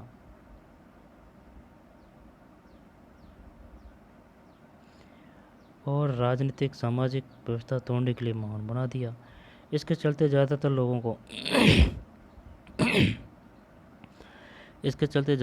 को बहुत से दुख दर्द सहने पड़े। युद्ध, सामंतवाद, लूटमार और गृह युद्ध ने बहुत से लोगों की जान ले ली। जापानी हमले की बर्बरता से भी भारी तादाद में लोगों की जानें गई। प्राकृतिक त्रासदियों ने बोझों को और बढ़ा दिया। 19वीं 20वीं शताब्दी में परंपराओं को ठुकराया गया और राष्ट्रीय एकता तथा सुदृढ़ता निर्मित करने के रास्तों की तलाश की गई। चीन के साम्यवादी दल और उनके समर्थकों ने परंपरा को खत्म करने की लड़ाई लड़ी। उन्हें लगा कि परंपरा जनसमुदाय को गरीबी में जकड़े हुए है, महिलाओं को अधीन बनाती है और देश को अभिषिक्त रखती है। साम्यवादी दल ने लोगों को अधिकार एवं सत्ता देने की बात की, परंतु वास्तव में उसने बहुत ही केंद्रीकृत राज्य की स्थापना की। साम्यवादी कार्यक्रम की सफलता ने उम्मीद का वादा किया। लेकिन दमनकारी राजनीतिक व्यवस्था ने मुक्ति और समानता के आदर्शों को ऐसी नारेबाजी में बदल दिया जो लोगों को चालाकी से प्रभावित कर अपने काबू में लाने का काम आती थी। तथापि इससे शताब्दी पुरानी असमानताएं हट गई, शिक्षा का विस्तार हुआ और जनता के बीच एक जागरूकता पैदा हुई।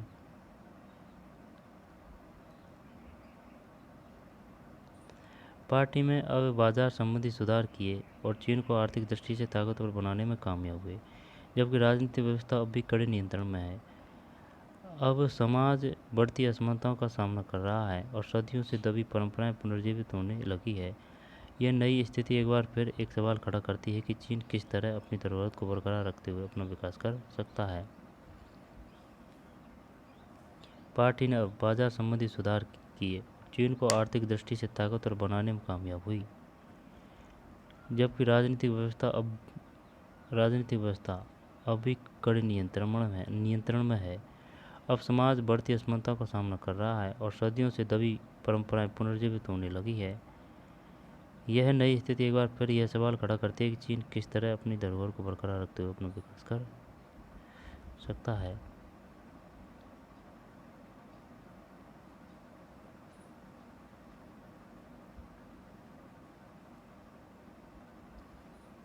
अभ्यास।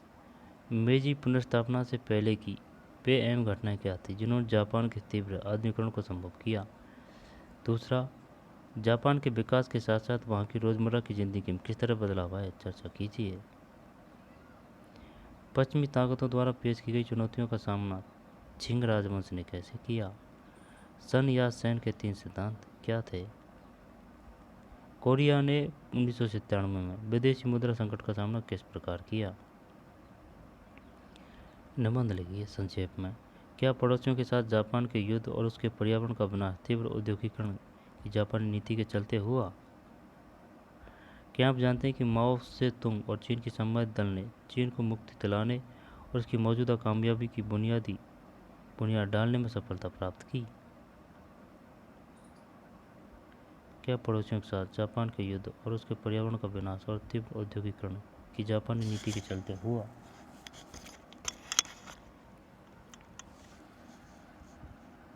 क्या पड़ोसियों के साथ जापान के युद्ध और उसके पर्यावरण का विनाश तीव्र औद्योगिकरण की जापानी नीति के चलते हुआ।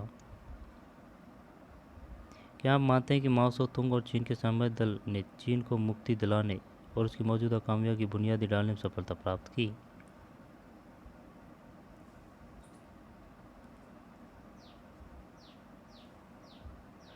क्या साउथ कोरिया की आर्थिक वृद्धि ने इसके लोकतंत्रीकरण में योगदान दिया। ये किताब हो चुकी है भाई पूरी, है ना। निष्कर्ष रहा है अब।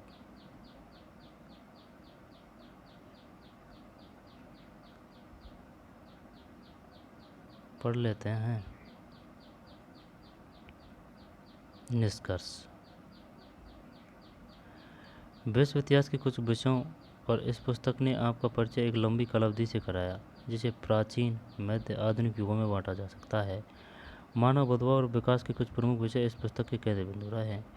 अलग अलग अनुभवों निम्नलिखित क्रम से लघुतर कालखंडों की चर्चा की गई। 60 लाख वर्ष पूर्व से 400 ईसा पूर्व, 400 ईसा पूर्व से 1300 ईस्वी, 800 से 1700 ईस्वी, 1700 से 2000 ईस्वी। ठीक है। इतिहासकार प्राय प्राचीन, मध्यकालीन, आधुनिक युग के विशेषज्ञ होते हैं, किंतु सर्वत्र इतिहासकार के शिल्पी की कुछ सामान्य विशेषताएं और समस्याएं होती है। हमने प्राचीन, मध्य और आधुनिक युगों के बीच के अंतर को मध्यम करने का प्रयत्न किया है, ताकि इतिहास कैसे लिखा जाता है, उसकी विवेचना कैसे की जाती है, इसका एक समग्र बोध प्राप्त हो। इसका उद्देश्य आपको पूरे मानव इतिहास की सामान्य समझ देना भी है। वह इतिहास जो हमारी आधुनिक जड़ों के मुकाबले कहीं ज़्यादा गहरे जाता है। इस पुस्तक से आपको अफ्रीका, पश्चिम तथा मध्य एशिया, पूर्वी एशिया, ऑस्ट्रेलिया, उत्तरी तथा दक्षिणी अमेरिका, यूनाइटेड किंगडम सहित यूरोप के इतिहास की एक झलक मिली होगी। इसने आपको केस स्टडी पद्धति से परिचित कराया होगा। इन स्थानों के विस्तृत इतिहास के वर्णन का बोझ पर लादने की बजाय कुछ परिघटनाओं के मुख्य उदाहरणों का अध्ययन हमें बेहतर लगा। विश्व इतिहास कई तरह से लिखा जा सकता है। इनमें से एक, शायद सबसे पुराना तरीका, लोगों के बीच संपर्क पर ध्यान केंद्रित करना है, ताकि संस्कृतियों तथा सभ्यताओं के परस्पर संबंधों पर बल दिया जा सके और विश्व ऐतिहासिक परिवर्तन के बहुआयामी पक्षों का अन्वेषण किया जा सके।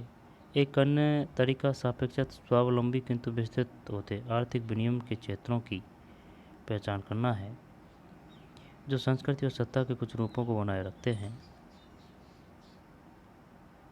राष्ट्रों और क्षेत्रों के ऐतिहासिक अनुभव में अंतर स्पष्ट कर उनकी विशेषताओं को उभारना तीसरी विधि है। आपको इन तीनों विधियों के संकेत इस पुस्तक में मिले होंगे, किंतु समाजों तथा व्यक्तियों में विभिन्नताओं के साथ साथ उसमें असमानता भी परिलक्षित होती है। मानव समुदाय के बीच अंतर संबंध और समानताएं हमेशा से रही है। वैश्विक तथा स्थानीय। रेत के कण में वैश्विक तथा स्थानीय। रेत के कण में विश्व। मुख्यधारा तथा हाशिया। सामान्य तथा विशिष्ट के आपसी संबंधों के बारे में आपने इस पुस्तक में से जो कुछ सीखा होगा, वह इतिहास के अध्ययन का एक आकर्षक पहलू है।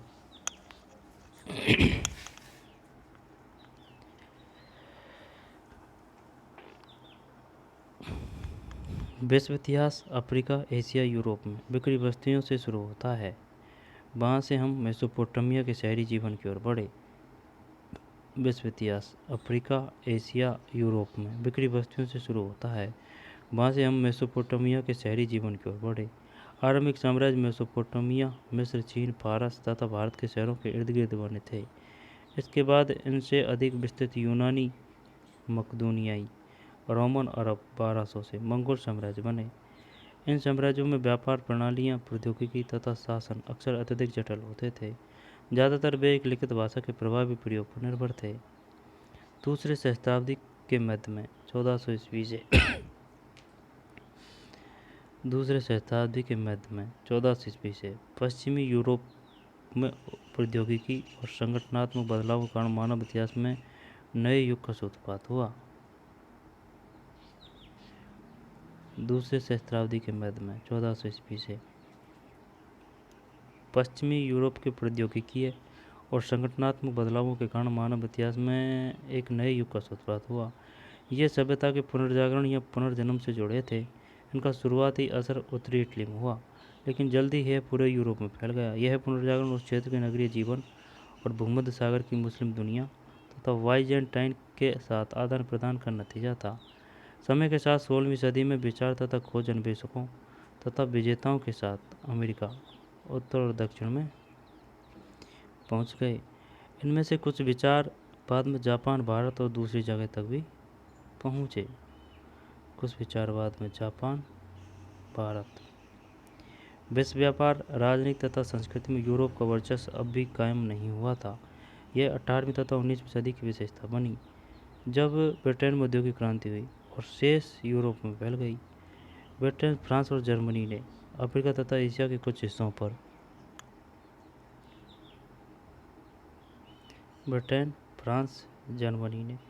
अफ्रीका तथा एशिया के कुछ हिस्सों पर औपनिवेशिक सत्ता हासिल कर ली।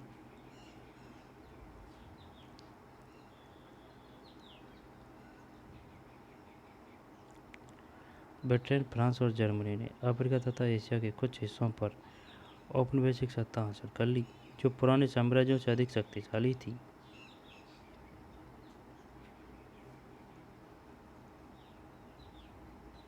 जो पुराने साम्राज्यों से अधिक शक्तिशाली थी। 20वीं सदी के मध्य तक जिस प्रौद्योगिकी, आर्थिक जीवन और संस्कृति ने कभी यूरोपीय राष्ट्रों को शक्ति प्रदान की थी, वे अलग अलग रूपों में शेष विश्व में फैल चुके थे। उन्होंने आधुनिक जीवन की नींव रखी। दोबारा से विश्व व्यापार, राजनीति तथा संस्कृति में यूरोप का वर्चस्व अभी कायम नहीं हुआ था। यह 18वीं तथा 19वीं सदी की विशेषता बनी, जब ब्रिटेन में औद्योगिक क्रांति हुई और शेष यूरोप में फैल गई। ब्रिटेन, फ्रांस और जर्मनी ने अफ्रीका तथा एशिया के कुछ हिस्सों पर औपनिवेशिक सत्ता हासिल कर ली, जो पुराने साम्राज्यों से अधिक शक्तिशाली थी। ब्रिटेन, फ्रांस और जर्मनी ने अफ्रीका तथा एशिया के कुछ हिस्सों पर औपनिवेशिक सत्ता हासिल कर ली, जो पुराने साम्राज्यों से अधिक शक्तिशाली थी। 20वीं सदी के मध्य जिस प्रौद्योगिकी, आर्थिक जीवन और संस्कृति ने कभी यूरोपीय राष्ट्रों को शक्ति प्रदान की, वे अलग अलग रूपों में शेष विश्व में फैल चुके थे और उन्होंने आधुनिक जीवन की नींव रखी। आपने विभिन्न अध्यायों में अद्रत अंशों को देखा होगा। इनमें से कई ऐसे स्रोतों से लिए गए हैं जिन्हें इतिहासकार प्राथमिक स्रोत कहते हैं। विद्वान ऐसी ही सामग्रियों से अपने तथ्य हासिल कर इतिहास रचते हैं। वे इनका आलोचनात्मक अध्ययन करते हैं और इन स्रोतों की स्पष्टता पर विशेष ध्यान देते हैं। एक ही स्रोत का प्रयोग करने वाले इतिहासकार भिन्न बल्कि विपरीत राय पेश कर सकते हैं। दूसरे मानव विज्ञानों की भांति इतिहास से भी अलग अलग तरह की बातें कहलवाई जा सकती है। यह ऐतिहासिक तथ्यों और इतिहासकार के तर्कों के बीच जटिल संबंध की वजह से है।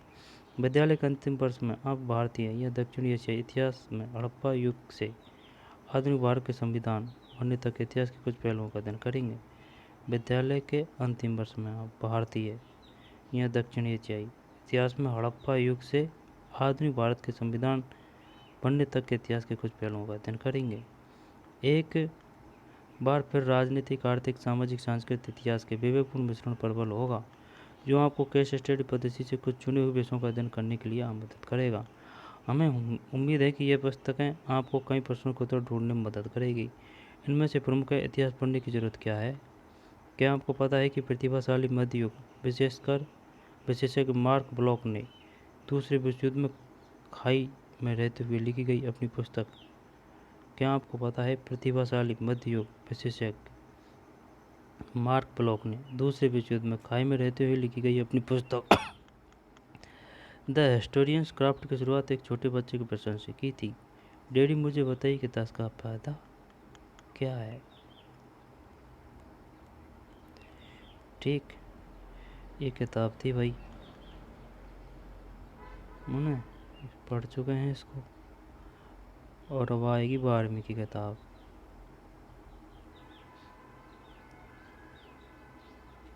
आधुनिकता के दो मार्ग। सियोल शहर है। सियोल शहर किस में है? चीन में, दक्षिण अफ्रीका और दक्षिणी कोरिया, उत्तरी कोरिया।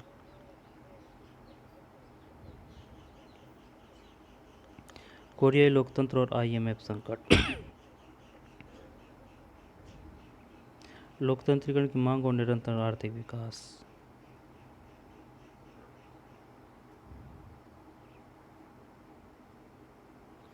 तीव्र औद्योगिकरण एवं मजबूत नेतृत्व।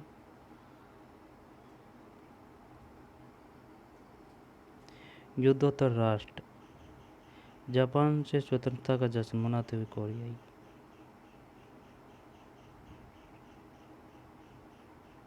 कोरियाई की कहानी कोरिया की कहानी।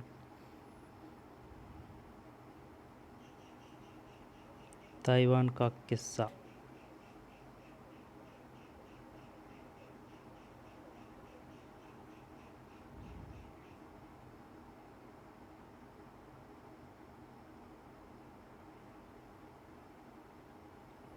उन्नीस से शुरू होने वाले सुधार। दर्शनों का टकराव 1965 से 78।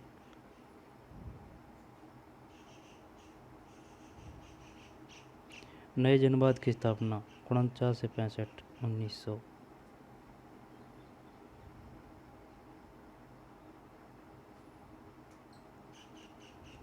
लॉन्ग मार्च क्या है?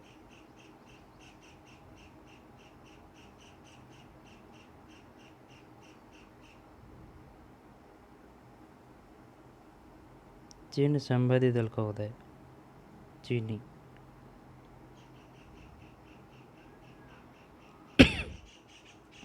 मेजी पुनर्स्थापना 1868।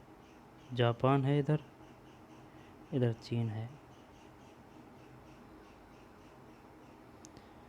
छिंग राजवंश 1644 से 1911। 1839 से 60 दो अफीम युद्ध।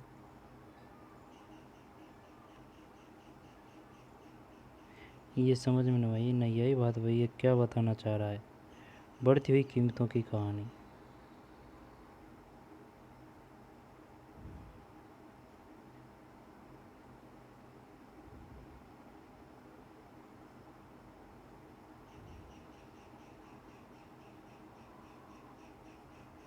क्वेश्चन तो आएगा यहाँ से। उनका कार्यक्रम 3 सिद्धांत सन मिन चुई के नाम से मशहूर है। सन मिन चुई, ये 3 सिद्धांत है राष्ट्रवाद।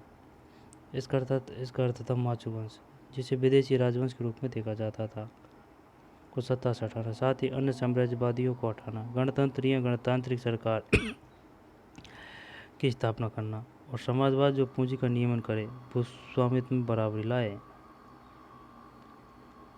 सन मिन चुई, गणतंत्र की स्थापना,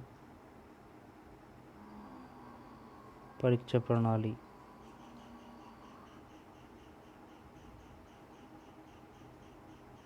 अफीम का व्यापार,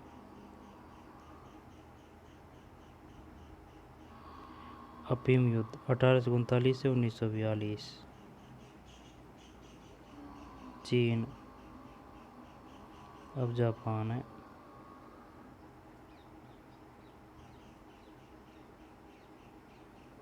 हार के बाद एक वैश्विक आर्थिक शक्ति के रूप में वापसी। जापान की औपनिवेशिक साम्राज्य की कोशिशें संयुक्त बलों के हाथों में हार कर खत्म हो गई। यह तर्क दिया गया कि युद्ध जल्दी खत्म करने के लिए हिरोशिमा और नागासाकी पर नाभिकीय बम गिराए गए। आधुनिकता पर विजय। कार क्लब और रोजमर्रा की जिंदगी। फुकुजावा युकिची पश्चिमीकरण और परंपरा। आक्रामक राष्ट्रवाद। औद्योगिक मजदूर।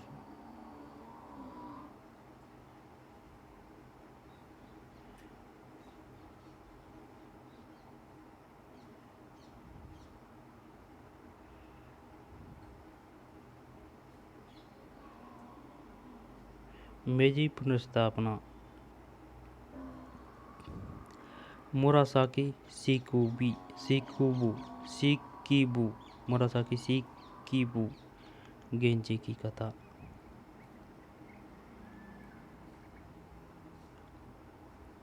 जापान राजनीतिक व्यवस्था।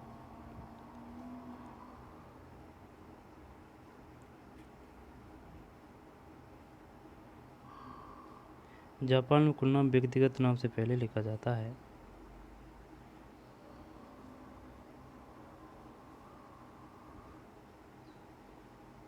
ठीक, ये पाठ था। ये स्कोर देख लेते हैं ना। 19वीं सदी की शुरुआत में चीन का पूर्वी एशिया पर प्रभुत्व था। लंबी परंपरा के वारिस छिंग राजवंश की सत्ता अक्षुण्ण जान पड़ती थी, जबकि नन्हा सा द्वीप देश जापान अलग थलग पड़ा हुआ प्रतीत होता था। इसके बावजूद कुछ ही दशकों के भीतर चीन अशांति की गिरफ्त में आ गया और औपनिवेशिक चुनौती का सामना नहीं कर पाया। छिंग राजवंश के हाथ से राजनीतिक नियंत्रण जाता रहा, वह कारगर सुधार करने में असफल रहा और देश गृह युद्ध की लपटों में आ गया। दूसरी ओर जापान एक आधुनिक राष्ट्र राज्य के निर्माण में, औद्योगिक अर्थतंत्र की रचना में और यहाँ तक कि ताइवान 1895, कोरिया 1910 को अपने में मिलाते हुए औपनिवेशिक साम्राज्य कायम करने में सफल रहा। ताइवान को 1895 में और कोरिया को 1910 में। ताइवान फिर बाद में कोरिया। उसने अपनी संस्कृति को, अपने आदर्शों की स्रोत भूमि चीन को 1894 में हराया। ठीक है ना, चीन को हराया था 1894 में। तो चीन को हराने के बाद में उसने ताइवान पर कब्जा कर लिया और रूस को हराया था 1905 में। रूस को हरा के कोरिया पर कब्जा कर लिया। ठीक, 1894, 95, 1905, 1910। चीनियों की प्रतिक्रिया धीमी रही। उनके सामने कई कठिनाई आई। आधुनिक दुनिया का सामना करने के लिए उन्होंने अपनी परंपराओं को पुनः परिभाषित करने का प्रयास किया, साथ ही अपनी राष्ट्रशक्ति का पुनर्निर्माण करने और पश्चिम में जापानी नियंत्रण से मुक्त होने की कोशिश की। उन्होंने पाया कि असमानताओं को हटाने और अपने देश के पुनर्निर्माण के दोहरे मकसद को वे क्रांति के जरिए हासिल कर सकते हैं। 1949 में चीनी साम्यवादी पार्टी ने गृह युद्ध में जीत हासिल की, लेकिन 1970 के दशक के आखिर तक चीनी नेताओं को लगने लगा कि देश की विचारधारात्मक व्यवस्था उसकी आर्थिक वृद्धि और विकास में बाधा डाल रही है। इस वजह से अर्थव्यवस्था में व्यापक सुधार किए गए। यद्यपि इससे पूंजीवाद और मुक्त बाजार की वापसी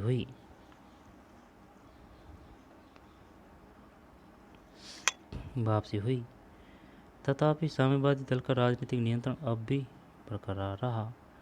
जापान उन्नत औद्योगिक राष्ट्र बन गया। जापान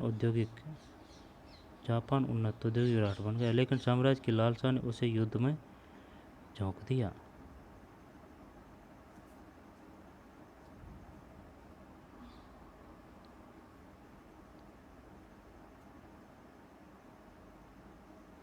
1945 में आंग्ल अमेरिकी सैन्य शक्ति के सामने उसे हार माननी पड़ी। साम्राज्य की लालसा, अगर ये न करता ना भाई, तो आज जापान महान शक्तिशाली राज्यों की श्रेणी में वो रहता। रहने को तो अब भी है, लेकिन जैसे कि चीन, अमेरिका इनको टक्कर देता, रूस वगैरह को। अमेरिकी आधिपत्य के साथ अधिक लोकतांत्रिक व्यवस्था की शुरुआत हुई और 1970 के दशक तक जापान अपनी अर्थव्यवस्था का पुनर्निर्माण करके एक प्रमुख आर्थिक शक्ति बनकर उभरा। जापान का आधुनिकीकरण का सफर पूंजीवाद के सिद्धांतों पर आधारित था और यह सफ़र उसने ऐसी दुनिया में तय किया जहां पश्चिमी उपनिवेशवाद का प्रभुत्व था। दूसरे देशों में जापान के विस्तार को पश्चिमी प्रभुत्व का विरोध करने और एशिया को आज़ाद कराने की मांग के आधार पर उचित ठहराया गया। जापान में जिस तेज़ी से विकास हुआ वह जापानी संस्थाओं और समाज में परंपरा की सुदृढ़ता, उनकी सीखने की शक्ति और राष्ट्रवाद की ताकत को दर्शाती है। जापान में जिस तेज़ी से विकास हुआ वह जापानी संस्थाओं और समाज में परंपरा की सुदृढ़ता, उनकी सीखने की शक्ति और राष्ट्रवाद की ताकत को दर्शाता है।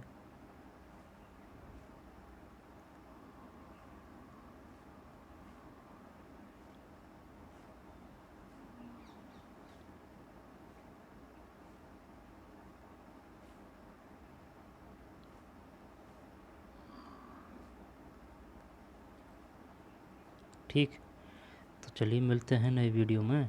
धन्यवाद।